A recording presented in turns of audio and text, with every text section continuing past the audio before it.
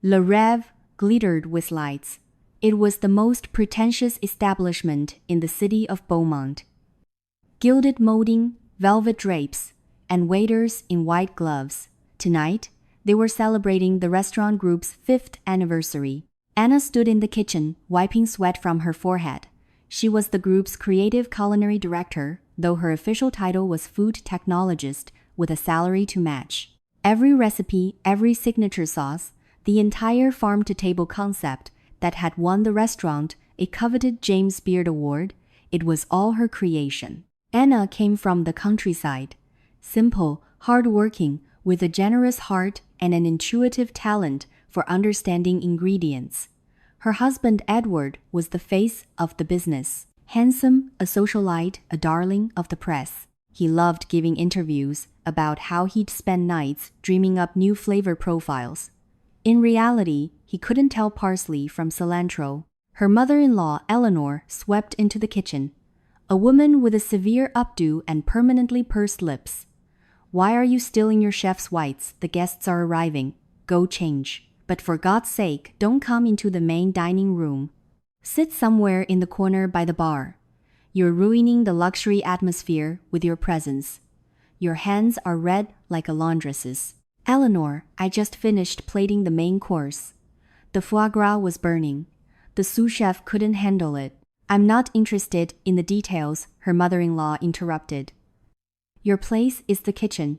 Edward is about to give a speech. Don't get in the way of his moment to shine."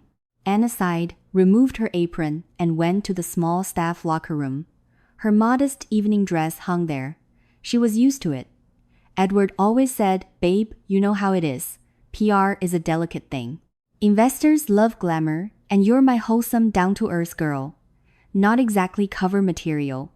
Your strength is in your casseroles." She loved him and believed they were a team. He was the facade. She was the foundation. Just then, the service entrance buzzed. The security guard, a heavy-set man, called out, "Anna, there's some old guy here for you. Says he's your dad." Anna's face lit up. Dad. Frank Miller hadn't visited them in 2 years. He had his farm out in the county planting season harvest livestock. He was a man of the earth, powerful with large hands, a weather-beaten face, and a graying beard. Anna ran out to the loading dock. Her father was standing there. He was in his Sunday best suit bought a decade ago that hung on him like a sack, but his shirt was clean. Next to him was his old Ford F-150, packed to the brim with sacks of potatoes, crates of apples, and jars of honey. In his hands, he held a massive cooler filled with homemade country hams and smoked sausages. "Annie girl," he boomed, wrapping her in a hug that made her bones creak. "Happy anniversary. Brought you some gifts, all natural from our place. Say hi to Ed for me." Anna buried her face in his shoulder. He smelled of hay, wood smoke, and home. "Daddy, I'm so glad to see you. Come on, let me get you some food. Let's go into the dining room. Ed will be so happy." She led her father through the service corridor, straight into the main hall. She had missed him so much, she'd completely forgotten Eleanor's instructions. They stepped into the glittering room. The music quieted. The guests, women in diamonds, men in tuxedos, all turned. There, in the midst of this splendor, stood Frank Miller, huge simmermole, holding a cooler of sausage that smelled intoxicatingly of garlic and hickory smoke. The scent of the countryside instantly overpowered the delicate fragrance of expensive perfumes. Edward rushed over to them, his face contorted. "Anna, are you out of your mind?" he hissed, grabbing his wife's elbow. "What is this?" "Ed, this is my dad. He came to congratulate us." Anna smiled. "Look at the wonderful things he brought." Frank held out the cooler to his son-in-law. "Hey there, son. Happy anniversary. We butchered a hog special for you. Get that away from me." Edward recoiled, pressing a perfumed handkerchief to his nose. "Ugh, it stinks of the barnyard." "Anna, have you lost it? We have the mayor here, a delegation from France, and you drag this in here?" Eleanor glided over. She looked Frank Miller up and down as if he were a cockroach. "My God," she moaned. "How embarrassing. Sir, you must have the wrong door. The soup kitchen is on the other side of town. This is my father, Anna flared up. Eleanor, how dare you? You should be the one who's ashamed, dear, her mother-in-law hissed. Having relatives like this, look at him. Dirt under his fingernails, his boots are scuffed. He's going to ruin the carpets. Frank remained silent. He looked at his son-in-law, at his wife's mother, with the calm, heavy gaze of a man who has seen far worse things in life than the tantrum of a socialite. So I'm not welcome here, son, he asked quietly. Not welcome, Edward squeaked. You're scaring the customers. Get him out of here, Anna now, through the back. And I don't want to see a trace of him or this stinking cooler again. He shoved the cooler with his hand. It tipped, and a link of smoked sausage rolled out onto the polished parquet floor. A titter ran through the room. Security, Edward shouted. Remove this person. Before we continue, please write in the comments which city or state you're listening to this story from. It's always fascinating to know where our listeners are. Enjoy the rest of the story. 2 large security guards approached Frank. Dad, no Anna, cried, trying to stand between them. Ed, you'll regret this. I'll regret it if this hayseed stays here another minute, her husband snapped. Anna, either you get him out or you're out with him. And you can forget about your job. You can go back to the sticks and milk cows. Frank raised a hand, stopping the guards. Don't touch me, he said. His voice had a quality that made the bouncers freeze. I'll leave on my own. I'm not proud. He bent down, picked up the sausage from the floor, wiped it on his sleeve, and placed it back in the cooler. He looked at Edward. You're wrong about this, Ed. Food is sacred, and the people who grow it are too. You're just wrapping paper. Pretty but empty. He turned to Anna. Don't cry, sweetheart. You've got a stressful job. I'll be going. I've got things to do. Planting season's coming up. Dad, I'm coming with you, Anna lunged toward him. No. Frank gently pushed her back. Stay. Take a good look at them. A really good look so you won't have any regrets later. I'll wait in the truck if you change your mind. But for now, stay. This is a life lesson for you. He turned and walked toward the exit, his back straight, unbowed. His heavy footsteps echoed in the silent hall. Edward waved a hand in front of his nose in disgust, fanning away the smell of garlic. Well, the show's over, he announced loudly to the guests, instantly putting on his mask of the gracious host. My apologies for that little incident. Local eccentrics, you know how it is. And now, champagne. Anna stood in the middle of the room, humiliated, crushed. She wanted to run, but her father's words, take a good look at them, held her in place. She stepped into the shadow of a column and overheard a conversation. Edward and Eleanor were standing nearby, thinking Anna had gone back to the kitchen. What a family, Eleanor sniffed. Ed, when are you going to divorce her? I can't stand the sight of that country bumpkin anymore. Soon, Mom, be patient. Edward sipped his champagne. The lawyers have already drawn up the papers. We've trademarked all her recipe cards under the Le Rev LLC. The brand is mine. The recipes are mine now. We don't need her anymore. And the divorce, it's all set for next month. I have everything lined up with Christine. Her father, the senator, has promised us access to federal contracts and a national expansion. And Anna, I'll fire Anna for performance issues or for stealing ingredients. We'll find something. Let her go back to her daddy and his manure. Anna pressed her back against a cold marble pillar. There it was. Not just humiliation, betrayal. They had used her, squeezed her dry like a lemon, stolen her work, her talent. And now that she was no longer useful, they were going to throw her out like trash after dragging her father through the mud. Anna wiped her tears. A cold glint appeared in her normally kind, soft eyes, the same glint her father got when he was haggling over grain prices with middlemen. Manure, you say? She whispered. All right, Edward. You're about to find out what real manure is and just how deep you're in it. She turned and walked not to the kitchen but to the service exit. She kicked off her heels to move faster. She ran out to the parking lot. Her father's old Ford was still there. Frank was leaning against the open door, smoking a cigarette and looking up at the stars. Dad, Anna shouted. He turned. Well, sweetheart, seen enough. I've seen enough, Dad. Take me home.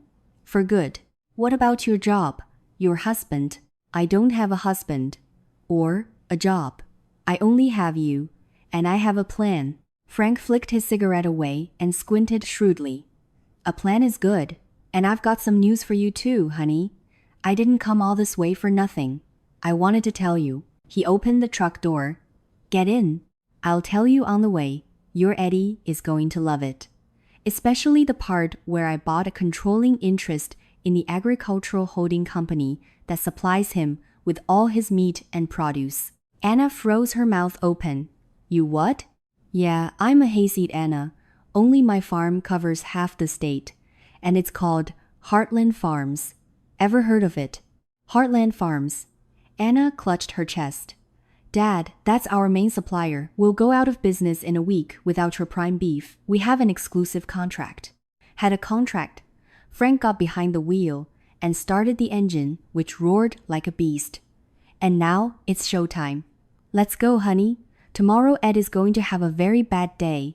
The old Ford rattled down a bumpy country road, leaving the city lights behind. The cab didn't smell like manure, as Edward had claimed, but of expensive pipe tobacco. Frank only smoked his pipe when he was nervous, and fresh apples. Anna sat in the passenger seat, clutching her purse. She had taken off the hated heels and pulled her feet up onto the seat. The tears had dried, leaving salty tracks on her cheeks. Dad, are you serious? She asked quietly. About the holding company, or are you just trying to make me feel better? Frank chuckled, shifting gears. His big hands held the steering wheel steady. Honey, have I ever lied to you? Kept things from you? Yes. Lied? No. He nodded toward the glove compartment. Open it. There's a folder in there. Take a look. Anna popped the latch and pulled out a leather-bound folder. Inside were official documents. Heartland Farms Agricultural Holding Co., CEO and sole proprietor Frank Miller. Anna flipped through the page's profit reports with 9 zeros lists of land holdings in the thousands of acres contracts with national supermarket chains, and an exclusive supply agreement with Le Rev LLC Edwards Restaurant. Dad, Anna looked up. But why? Why were you living in that old house? Why do you drive this old wreck? Why do you wear that suit? Because Anna money likes silence and people need to be tested, Frank said, lighting his pipe. When your mother died, I realized I was surrounded by vultures. They all wanted my money, not me. I wanted you to grow up to be a good person, to choose a husband for love, not for his wallet. So I played poor. I thought your Ed was a decent guy, just a city boy with some airs. Turns out he's rotten to the core. Her father spat out the window. I was giving him supplies at cost, the fool, a 70% discount. I thought, let the kids build something.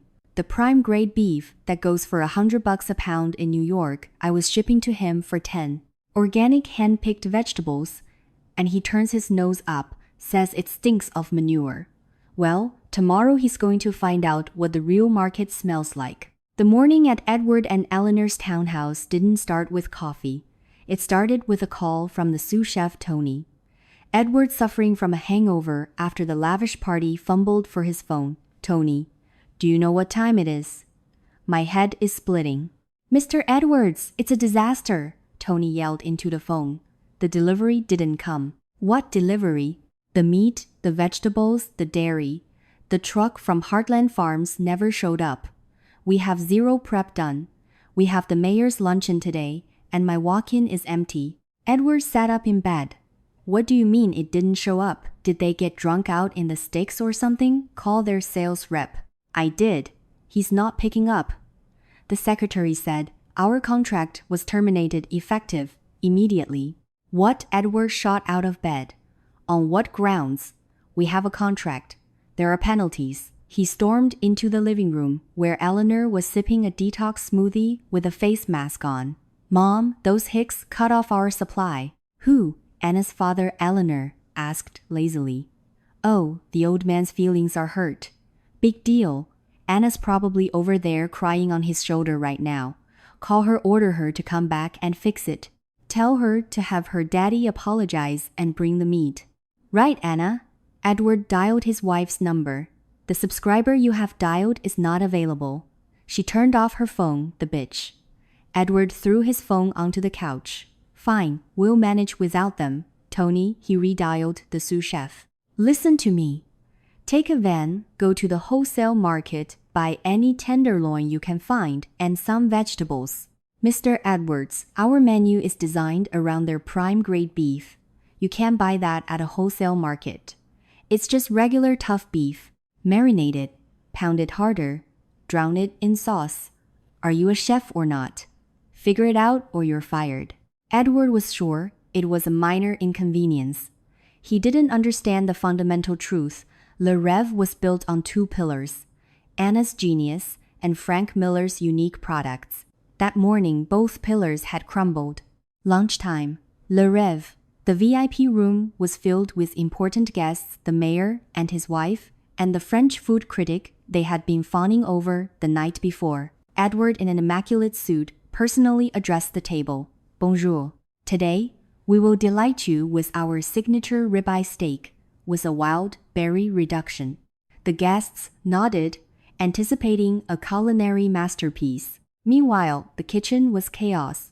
Tony, sweaty and red-faced, was trying to salvage the meat he'd bought from a cheap supplier.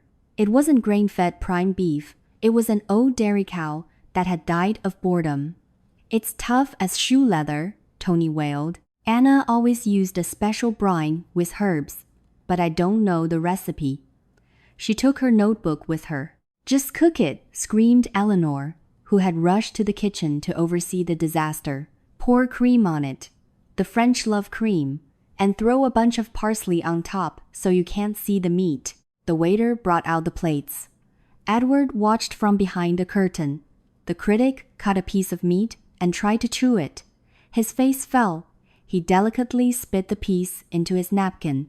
The mayor was less subtle. Edward, he barked across the room. Get over here. Edward scurried over his polished veneer, cracking. What's wrong, Mr. Mayor? What is this? The official poked his steak with a fork. This isn't a ribeye. This is a rubber tire. I almost broke a tooth. Are you trying to poison us? It's a new supplier, an eco-farm, Edward stammered. This is a disgrace, the critic interjected in French. The translator relayed, this is an insult to haute cuisine. The meat is old, the sauce is oversalted, the vegetables are wilted. The guests stood up and left without paying. As he walked out, the critic told the manager, I will be writing about this.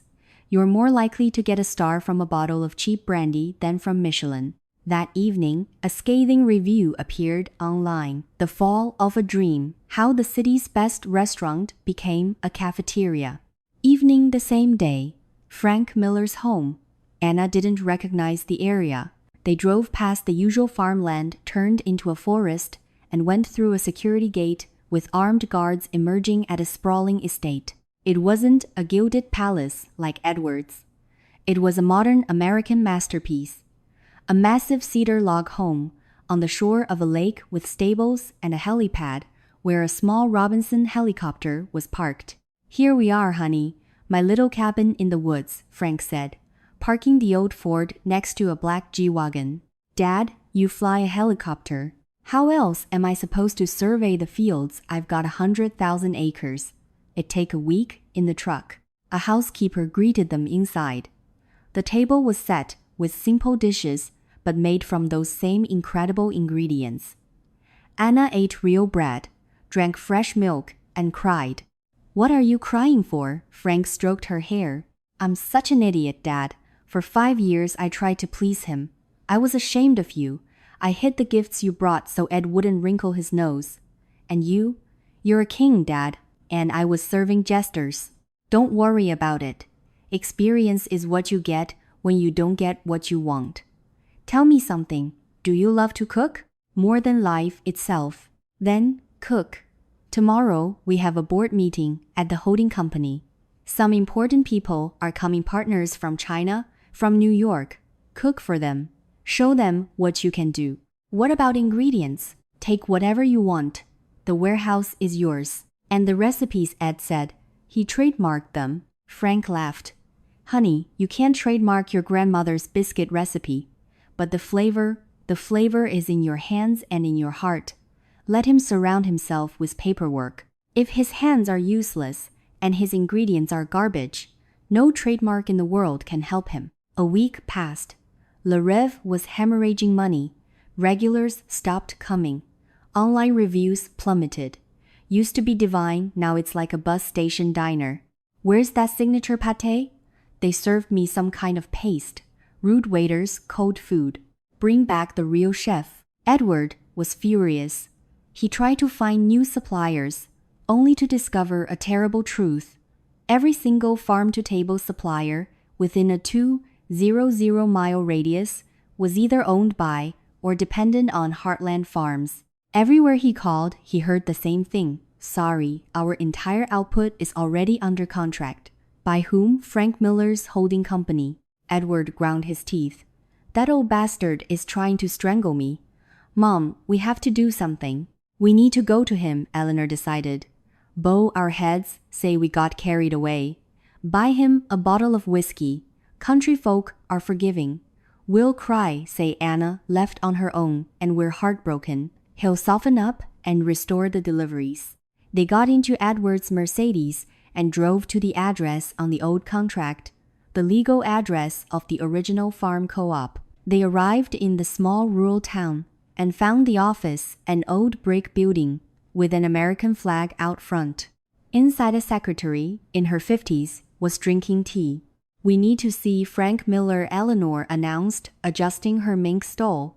We're family. Frank, the secretary, adjusted her glasses. Oh, he's not here. He's at the central office. And where's the central office?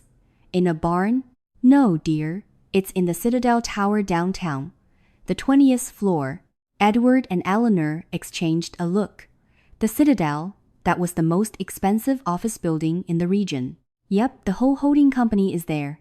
This is just the dispatch office for the tractor crews. They drove back to the city in stunned silence.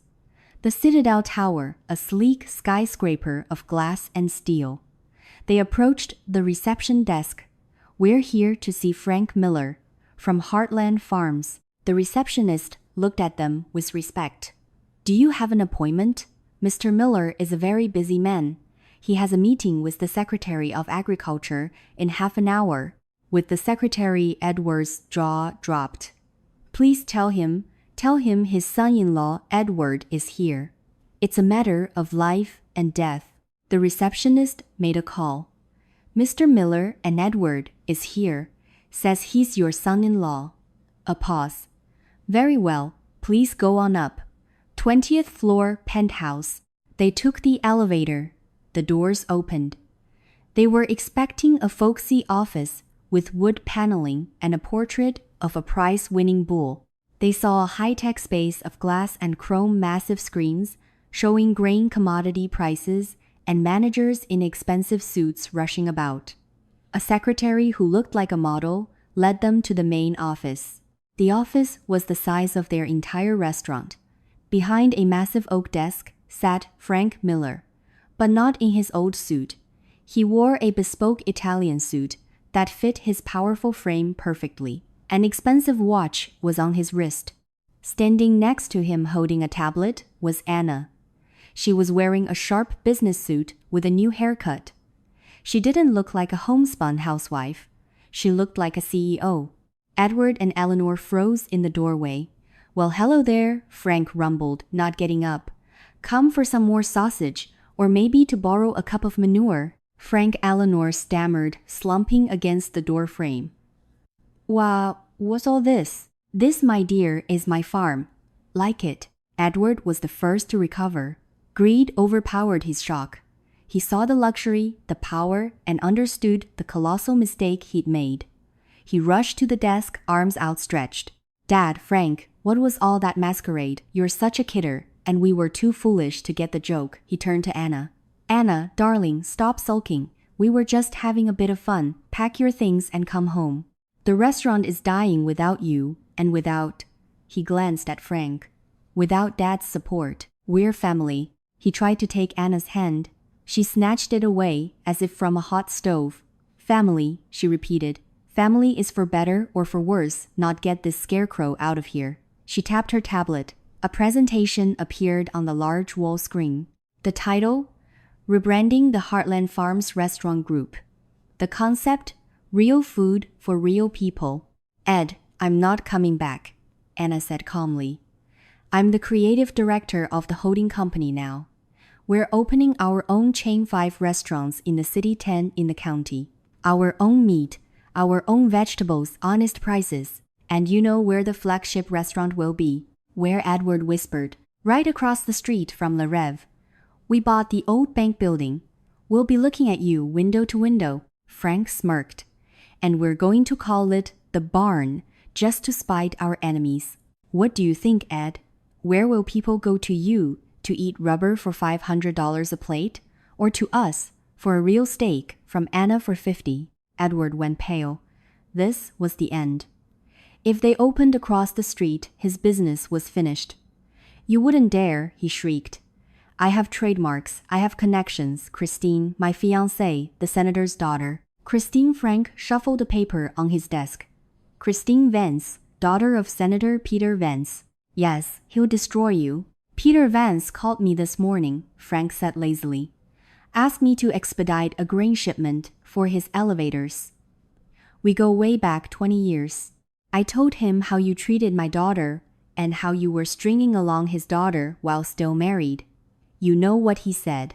Edward's knees began to tremble. He said, your foot will never cross his doorstep again and that he's sending you some visitors. The health department, the fire marshal, the IRS. So get ready, son-in-law. Things are about to get hot. Eleanor suddenly dropped to her knees on the expensive carpet. Frankie, oh Frank, forgive an old fool. The devil made me do it. We'll give everything back. Anna, sweetie, come back. I'll wash your feet. Ed, get on your knees. She tugged at her son's sleeve. Edward, broken, collapsed next to his mother. We're sorry. We didn't know. Frank stood up, a mountain of a man. He walked over to them, looking down. You didn't know I had money? He asked quietly. And what if I didn't? What if I really was just a poor farmer? You would have thrown us out just the same, wouldn't you? Edward was silent. And that's the whole point, Frank said. You don't value people for who they are, but for what they have. And a wallet can be filled or emptied. But a conscience, once you've sold it, you can't buy it back. He pressed a button on his intercom. Security, please escort these people out. They're polluting the air with their cheap perfume. 2 security guards in suits, not bouncers, politely but firmly lifted Edward and Eleanor to their feet. Get out, Anna said, and lose my number. The divorce will be handled by my lawyers. We're not splitting assets. You can have your debts and your empty restaurant. I don't want anything that was yours. I have my own now. The war had been declared, and the front line was Main Street. On one side, in the pompous building with columns, Le Rev was dying. On the other, in the former bank building with huge plate glass windows, the barn was being born. Edward and Eleanor watched the construction from the window of their VIP room. They were drinking cheap coffee. The supply of gourmet beans had also been cut off. They'd had to buy a can from the supermarket. Look at them, Eleanor yanked the velvet curtain. They're hanging the sign. The barn. How tacky. Who would go there? Decent people wouldn't be caught dead in a place like that. It's for tractor drivers. Don't be so sure, Mom, Edward replied grimly. That rustic chic look is in right now. They have an expensive design, reclaimed wood, a living moss wall, an open kitchen. Anna knows what she's doing. It's not Anna, it's her father. He's got more money than God, so he's playing games. Eleanor nervously patted her hair. Never mind, we'll destroy them. I have a plan. Eleanor's plan was as simple and vile as she was. If you can't win on quality, and winning on quality was impossible, as suppliers fled Le Rev like rats from a sinking ship, you have to win with cunning. Ed called the health department. I have a friend there, Linda. Tell her you saw them bringing in rotten meat and rats into the barn. Have her schedule a surprise inspection right before they open. They'll never get their license. And I'll contact some food bloggers." Edward added, his spirits lifting. "Pay for some negative PR. Have them write that Anna has worms and that her father uses illegal pesticides on his tomatoes." "Brilliant, son. Get on it." 3 days later, the health inspectors descended on the barn. Anna was in the kitchen testing a new bread oven. 3 stern women in white coats with clipboards entered the dining room. "Health department. We've received an anonymous tip regarding unsanitary conditions." Anna calmly wiped her hands. "Please come in. Booties and hairnets are by the door." The inspectors, anticipating a field day, Linda had promised to find a violation, no matter what, began their tour. They looked for dirt, for expired food, for roaches. What they found was a surgical suite, spotless gleaming, stainless steel. Every product was labeled with a precision that would make a pharmacist proud. The walk-in coolers held the freshest meat, bearing the Heartland Farms stamp. Vegetables smelled of summer, not plastic. Where are the chemicals?" one inspector asked, opening a cabinet of cleaning supplies. "We only use certified organic eco-friendly cleaners," Anna smiled. "Our concept is clean food. Would you like to try some mozzarella? We just made it this morning from the morning's milking." The inspectors didn't hold out for long. Half an hour later, the Stern Commission was sitting at a table, devouring fresh cheese and homemade bread. Anna, the lead inspector, set her mouth full, rolling her eyes in pleasure. "This is divine. I'll tell Linda the tip was bogus. When do you open? I want to bring my husband. He loves a good burger, and you can't find one these days." "The burgers will be here," Anna promised. "Hand ground from 3 cuts of beef. Come on Friday." The blogger attack also failed. Edward paid a popular food vlogger, Gordo the Gourmet, $5,000 for a takedown review. Gordo came to the soft opening. He turned on his camera, ready to sling mud. They brought him a bowl of chili, real Texas-style chili, thick and rich, with a side of cornbread slathered in honey butter. Gordo took a spoonful, then another. Then he turned off his camera, ate the entire bowl, ordered a slice of pecan pie, and then started a live stream. "Folks," he yelled into his phone, "forget everything I ever said about fancy places. I am in heaven right now. It's called The Barn, and I want to live here. The chili is like my grandma's, only better. Edward from Le Rêve offered me cash to trash this place, but I can't do it. My conscience won't let me, and neither will my stomach. Everybody get down here." Edward watched the stream sitting in the empty dining room of his restaurant and tore at his hair, which was already thinning from stress. "Traitors," he shrieked. "Traitors everywhere. Mom, what do we do?" Opening day. Main Street was gridlocked. The line for the barn stretched around the block. People stood outside, waiting for a table. The aroma of freshly baked bread and meat grilling over charcoal was driving the city mad. At the entrance, Frank Miller himself was greeting guests. He wasn't in a suit, but a stylish apron over a plaid shirt. "Come on in, folks," he boomed. "Plenty of room for everyone. First round of my homemade apple pie moonshine is on the house." Anna was flying around the kitchen. She was happy. She was feeding people, and the people were grateful.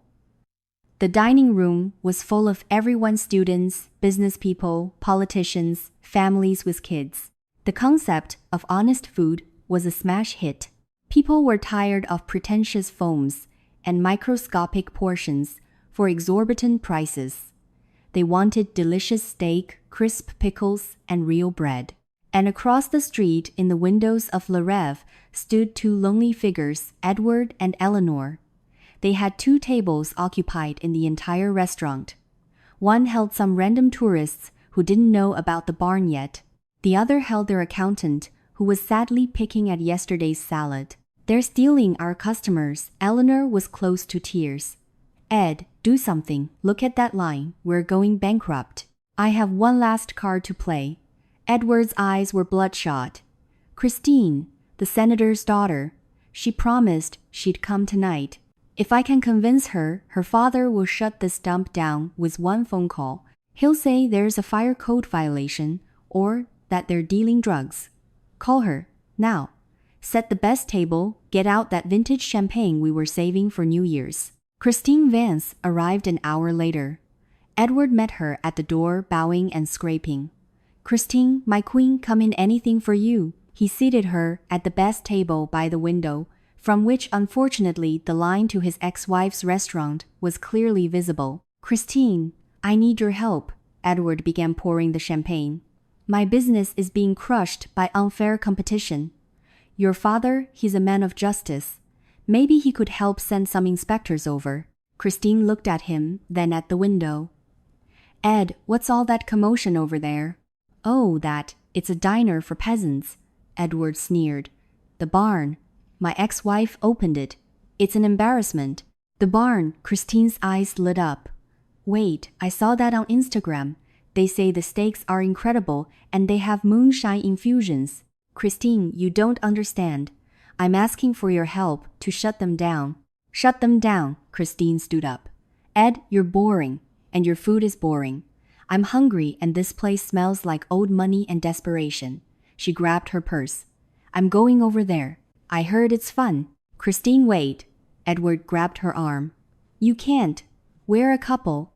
We were a couple when you were a successful restaurateur, the senator's daughter replied coldly. Now you're a loser who's picking fights with his ex-wife. It's not sexy, Ed. And my dad said you're a fraud. He forbade me from seeing you. I just came to see for myself. She yanked her arm away and walked out. Edward watched as she crossed the street, got in the back of the line at the barn, and was immediately spotted by Frank Miller, who with a gallant bow escorted her inside past the line. He knew everyone who mattered. This was the end. Eleanor, who had witnessed the scene, slowly sank into a chair. Ed, she whispered, bring the brandy. All of it. We're closing. But Edward couldn't just give up. The alcohol and desperation went to his head. No, he screamed, hurling a bottle against the wall. I won't let her win. This is my city, my customers. She stole my life. I'll give them an opening night they'll never forget. He ran to the back room and found an old can of lighter fluid for the fireplace. Ed, what are you doing? His mother cried, terrified. You'll go to jail. They won't catch me. I'll be quiet. I'll sneak in the back, set their dumpsters on fire. The smoke will go into the dining room. The alarms will go off. Everyone will panic. It'll be a scandal. Their reputation will be ruined. He pulled on a black hoodie, grabbed the can, and slipped out the back door of Le Rêve. He ran across the street, hiding in the shadows, and circled around the back of the barn. There they were, the dumpsters pushed right up against the kitchen wall. If he lit them, the smoke would be sucked into the ventilation system instantly. With trembling hands, Edward unscrewed the cap and splashed the fluid onto some cardboard boxes. He flicked his lighter. The flame leaped up bright and cheerful. Burn, you barn, burn, he whispered gleefully. He was about to run when he heard a quiet but very convincing sound from behind him. The click of a pistol's safety being disengaged. Freeze, hands on your head. Edward froze. He slowly turned around. Two men stood before him. Solidly built in tactical gear, with no insignia, but with very serious expressions. It was Frank Miller's personal security team, something Edward had forgotten about. Billionaires, even agricultural ones, have 24/7 protection. What are you doing? I was just getting warm. Edward bleated, trying to hide the can behind his back. One of the guards walked over, kicked the can away, while the other produced a fire extinguisher and put out the small fire in seconds. Getting warm, huh? With a can of lighter fluid next to a ventilation intake. It's a mistake. I'm a neighbor. I'm Edward. We know who you are, the guard said, pulling out a radio. Control, we have the arsonist. Caught him red-handed. Yes, the former son-in-law. What are your orders, police? The radio crackled. Frank Miller's voice came through crisp and clear.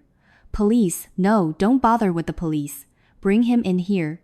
To the dining room. We're about to make a toast. He can listen in. The guards grabbed Edward by the arms. No, not in there. Let me go. I'll leave. But they weren't listening. They dragged him through the service entrance and straight into the kitchen.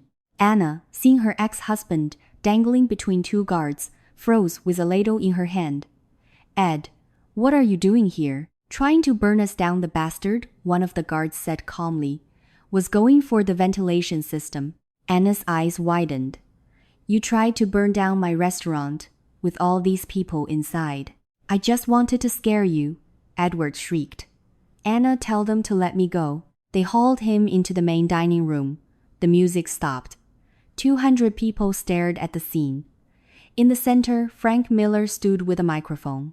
The guards threw Edward at his feet. His hood fell off. Everyone recognized the owner of Le Rêve.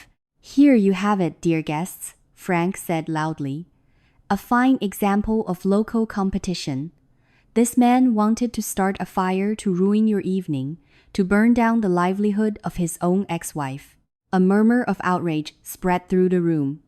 Christine Vance, the senator's daughter, stood up and walked closer. She pulled out her phone and started recording. Ed, you're scum, she said loudly. You're not just a loser. You're a criminal. My father was right. Christine, don't film me, Edward sobbed, covering his face. Frank leaned down to him. I could hand you over to the cops, Ed. You'd get 5 years for arson, but I'm in a good mood today. It's a celebration. My daughter is happy. My future grandkids will be well fed. He straightened up. So I'm giving you a choice. Either we call the police right now and you go to jail, or you take this microphone, apologize to Anna in front of everyone, admit that you're nothing without her and that your food is garbage. And then you get out of this city and never come back. Edward looked at the guards, at the angry faces of the guests, at the phone cameras pointed at him, and at Anna, who had come out and was looking at him with pity. His voice trembled. He took the microphone. I'm sorry, he croaked. I was wrong. Anna, you're the best chef. I'm nothing without you. My restaurant is a sham. Forgive me. I'll leave. Louder, someone shouted from the crowd. I am a jealous failure, forgive me. Edward screamed, his voice breaking into a squeal. He dropped the microphone and, covering his face, ran for the exit. The crowd parted, letting him pass with disgust. Someone threw a piece of bread after him. Here, eat it. Frank put his arm around his daughter. Well, that's that, Anna. Closure, as you city folks say. Thanks, Dad. Anna buried her face in his chest. And now, music, Frank commanded. Fiddler, play us a tune. The next morning, Le Rêve did not open. A sign hung on the door, for sale. Urgent. Edward and Eleanor packed their things in one night. They knew that after a humiliation like that, they couldn't live in this city anymore. No supplier, no customer, no official would ever shake their hand again. They left quietly at dawn. Rumor has it they went down south to open a hot dog stand on the highway, and the barn became a national sensation. A year later, Anna won her first Michelin star, a real one. She went to the awards ceremony with her father. Frank wore his favorite old suit, and no one, absolutely no one in the room dared to say he looked like a scarecrow, because everyone knew this man fed half the country, and it was better to be his friend. They say a cornered rat will leap at a wolfhound. Edward and Eleanor were exactly those rats. After their shameful exile, they didn't go south. Their Mercedes, the only thing left of their former luxury, as it was a lease they hadn't yet defaulted on, was parked outside a cheap motel on the edge of an industrial park. The room smelled of damp and stale cigarettes. We've lost everything, Eleanor wailed, sitting on the sagging mattress. Everything. Our reputation, our business, our friends. We're outcasts, Ed. There's nothing left for us. Edward sat by the window, staring at the gray smokestacks of a factory, a glass of cheap vodka in his hand. Shut up, Mom, he said wearily. Let me think. Think about what we need to run before our creditors tear us apart. We have millions in debt. Running is for losers. Edward turned a feverish glint in his eyes. You heard what that old bastard said. The divorce will be handled by my lawyers. So, What does that mean? It means we'll get divorced. You have nothing. There's nothing to divide. You're wrong, Mom. Edward gave a twisted smile. I have nothing. But what about her? What does Anna have? She has that restaurant now. Exactly. A restaurant. A business equipment worth millions. And all of it, Mom, pay attention, was created during the marriage. Eleanor stopped crying. She looked at her son with interest. But her father gave her the money. And who can prove that Edward stood up squaring his shoulders?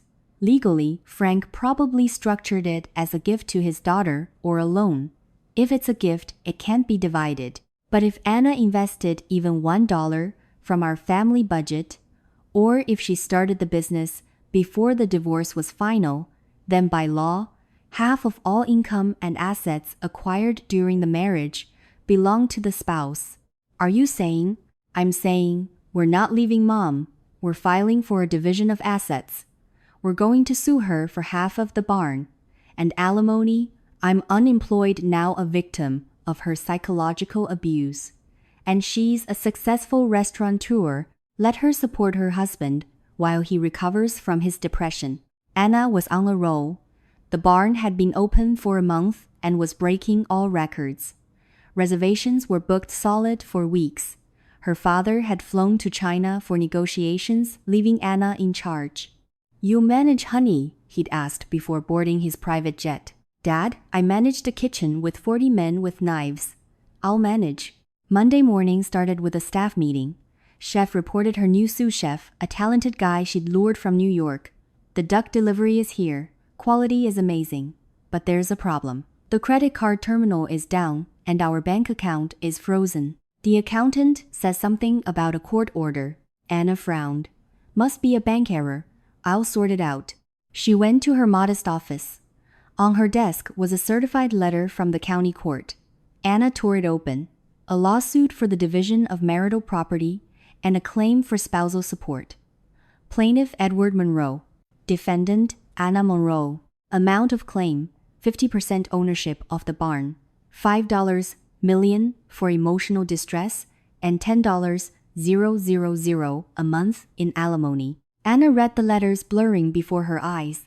He was demanding half of her restaurant, the one her father had built, the one she had created with her own sweat and tears while he was trying to burn it down. At the bottom was a note the court had granted a motion to freeze the defendant's assets pending the outcome of the case. That's why the terminal wasn't working. He had frozen her business while her father was in China. There was a knock on the door. Before she could answer, Edward walked in. He wasn't alone. With him was a slimy lawyer in a cheap suit known around town as a bottom feeder, and 2 men from a private security firm. Hello, darling. Edward smiled, that same smug grin Anna dreamed of wiping off his face with a cast iron skillet. How's business? Booming good. Get out, Anna said quietly. Your security is currently having coffee down the street, the lawyer snickered. And these gentlemen are the new employees. Mr. Monroe, as your legal husband and claimant to 50% of the assets, has the right to appoint his own security to protect the joint property. What joint property? Anna jumped up. This was my father's money. Prove it in court, the lawyer shrugged. And until then, Mr. Monroe will be exercising his oversight to ensure you don't, shall we say, misappropriate assets. Edward walked to Anna's chair, unceremoniously shoved her laptop aside, and sat down, propping his feet on the desk. Make me some coffee, wife. And my mother too. She'll be here in a minute to consult on the menu. We've decided to bring a little class back. The foie gras is coming back. We're getting rid of those peasant dumplings of yours. You wouldn't dare, Anna whispered. Dad's in China, Edward yawned. And from what I hear, he's having some trouble there. Customs held up a big shipment. He's a little too busy for you right now, so you're on your own, Anna. He leaned in. You have 2 options. 1, we fight this out in court for years. Your accounts are frozen, suppliers, leave, the restaurant goes bankrupt, and you're left with nothing. Or 2, you sign a settlement agreement, give me 50% of the profits for life, and make my mother the general manager. And I, in my generosity, will allow you to stay in the kitchen and flip burgers. You're a monster, Ed. I'm a businessman. Babe, learn. Eleanor floated into the room already sporting a fresh blowout. Ugh, it smells like dough in here, she wrinkled her nose. Ed, first things first, we need to replace this staff. They're all so common. We need models. Anna looked at them, these parasites, who had latched onto her again like ticks. She wanted to cry, to scream, to call her dad. But her dad had taught her, in a fight, don't cry. Fight. Frank was unreachable, but he had left her more than just money. He had left her his team. Anna picked up her phone. I'm going to call my lawyer, she said. Call the Pope for all I care, Edward waved her off. Our paperwork is ironclad. The marriage isn't dissolved, the property was acquired. Time to share greedy. Anna left the office. She didn't call a lawyer. She called the number for the head of security at Heartland Farms, Victor, a former Green Beret colonel, a man who had been through 2 wars and was only afraid of Frank Miller, and even that was more like deep respect. Victor, it's Anna. We have an emergency. A hostile takeover. Edward? Yes. With private security. They're in my office blocking operations. Understood, Miss Miller. The colonel's voice was calm as granite. Lock yourself in the kitchen. Give us 15 minutes. Victor, no violence. Dad would be upset. Don't you worry. We'll be polite. Farm-style polite. Anna went back to the kitchen. Her cooks looked at her terrified. Edward's security goons were already roaming the prep stations, sticking their fingers in sauces.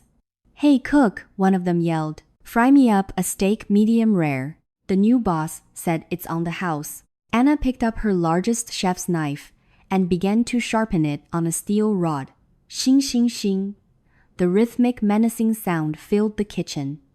You'll get your steak, she said, without looking up. With blood. If you're not out of my kitchen in 5 minutes. The goon chuckled, but stepped back. The look in the cook's eyes was not friendly. 12 minutes later, it wasn't black SUVs that pulled up to the restaurant. It was 3 massive grain trucks and 2 huge John Deere tractors with front-end loaders. They blocked off Main Street, sealing the entrance and exit to the barn. Men climbed out of the cabs, not commandos in masks, but simple farmhands from Heartland Farms. Combine operators, tractor drivers, warehouse workers, 40 men in greasy overalls, carrying tire irons and heavy-duty wrenches. Leading them was Victor in a suit, but with a very heavy gaze. They filed into the restaurant. Edward's 3 security guys tensed up. Stand down, Victor said quietly. Boys, what company are you with? Shield and Sword Security. Got a license for that.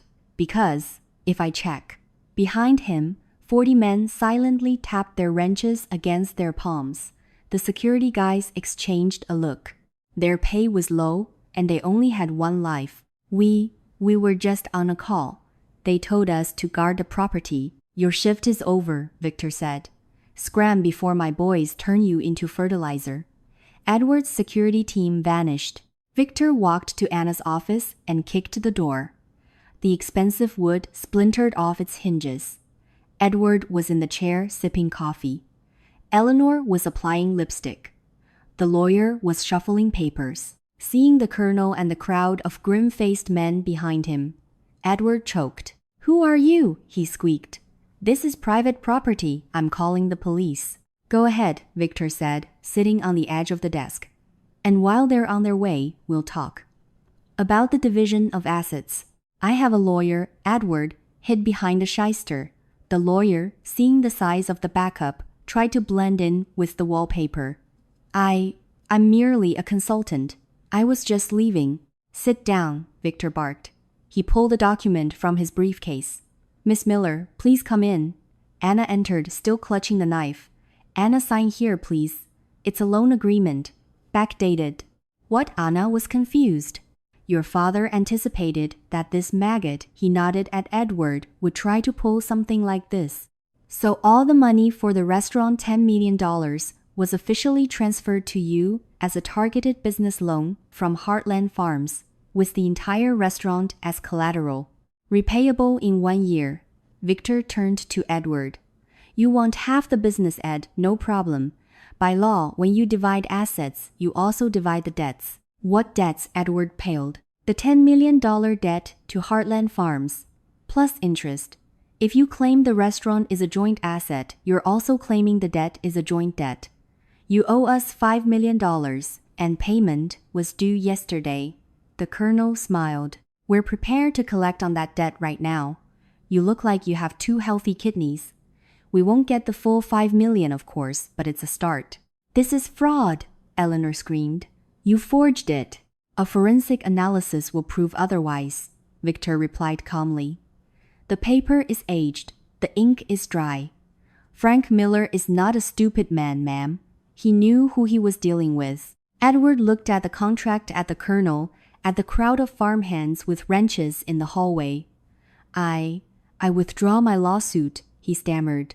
I can't hear you, Victor leaned closer. I withdraw the lawsuit, Edward screamed. Take your damn restaurant. I don't want anything, just let us go. We'll let you go, the colonel nodded. On one condition. What? You and your mother. Right now, you put on aprons and you go out there. The floor is dirty from all the foot traffic you brought in. You will not leave until you have scrubbed this entire restaurant. The restrooms too. Me mop a floor, Eleanor looked like she was about to faint. I'm a respected member of society. You're dirt, Anna said, walking up to her. And your place is with a mop. It's either that or a $5 million debt. Your choice. That day became a local legend. The patrons of the barn witnessed a unique floor show. The former owner of the pretentious Le Rev Edward and his socialite mother Eleanor, wearing rubber gloves and hauling buckets, scrubbed the floors of his ex-wife's restaurant. Edward cried, smearing snot across his face. Eleanor cursed the world, crawling on her hands and knees under tables. Guests filmed it on their phones. The live stream was hosted by Gordo the Gourmet himself. Folks, he narrated now, this is what I call service at the barn. Even the former billionaires mop the floors, quality guaranteed. Anna stood in her kitchen, watching the security monitor. She felt no pity for them. They had gotten what they deserved. Not prison, not a beating, but work. The same hard, dirty work they had always despised. Victor came up beside her. Frank called, said he's proud of you. And he asked me to tell you, manure makes the best fertilizer. It's where the most beautiful flowers grow. Anna smiled. Tell Dad I love him. And to bring back some Peking duck. I have a new idea for the menu. Edward and Eleanor finished scrubbing around midnight. They were let out the back door, filthy wet and utterly defeated. They walked back to their motel because their Mercedes had been towed for being illegally parked. Victor had made sure of it. I'll get my revenge, Eleanor whispered, her teeth chattering. Shut up, Mom, Edward said, his voice void of all emotion. Just shut up. We lost. Let's go to work. Where? McDonald's.